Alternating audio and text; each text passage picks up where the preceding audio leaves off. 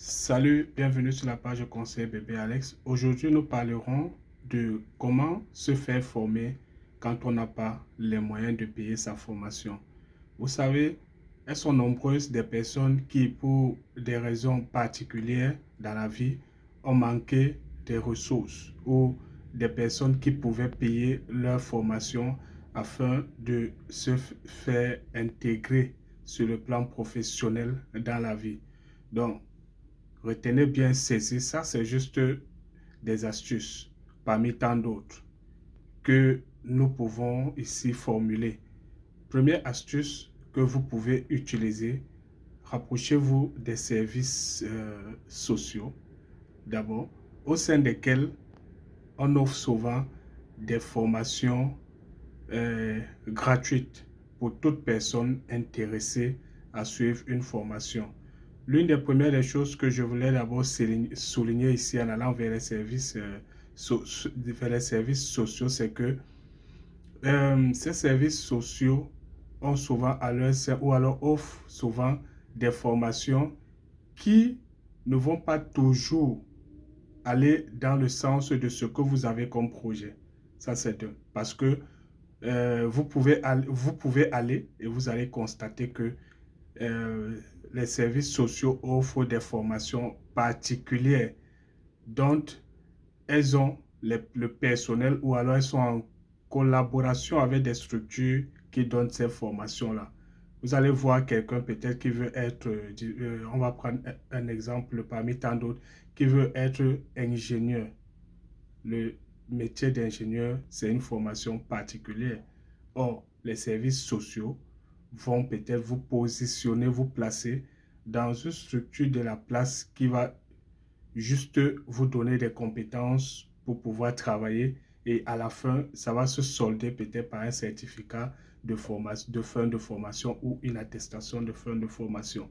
Déjà, il faut être préparé à ça que votre rêve, votre projet de départ peut ne pas toujours être celui-là qui vous sera offert quand vous irez.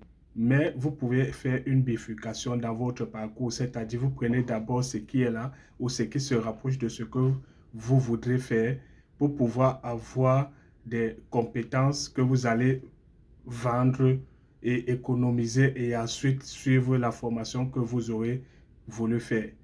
Deuxième astuce, c'est de suivre les pairs.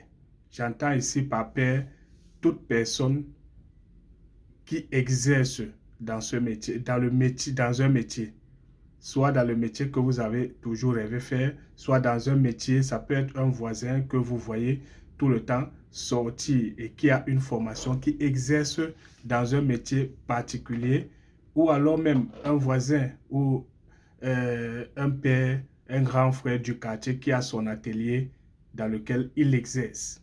Approchez-vous de ces professionnels-là, de ces aînés-là, pour que ces aînés vous, vous offrent ou alors vous permettent de vous former.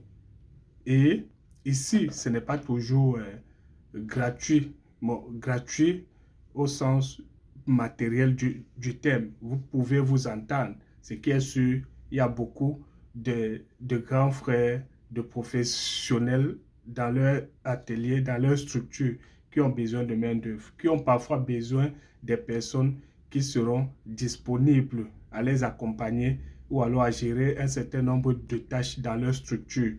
Vous les approchez poliment, vous leur demandez est-ce que, s'il te plaît, je peux venir travailler avec toi, même si c'est gratuitement, pour moi, je vais apprendre le travail.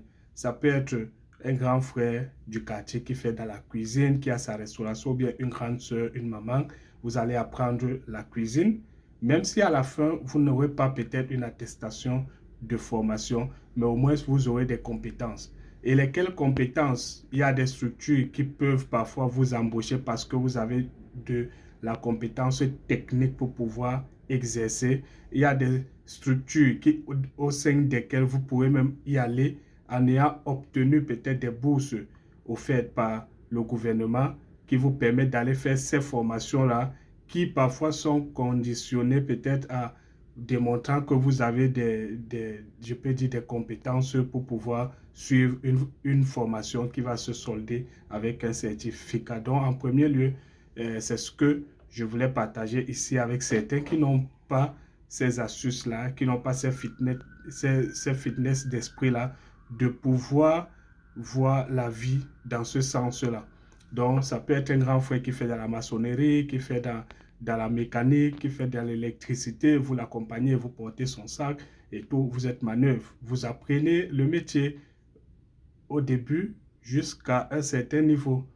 Et quand vous serez libre, vous pourrez maintenant vous lancer dans votre propre service. Pourquoi pas être employé ou être partenaire à une structure qui est déjà implantée dans votre circonscription. Sur ce, c'était le conseiller Bébé Alex.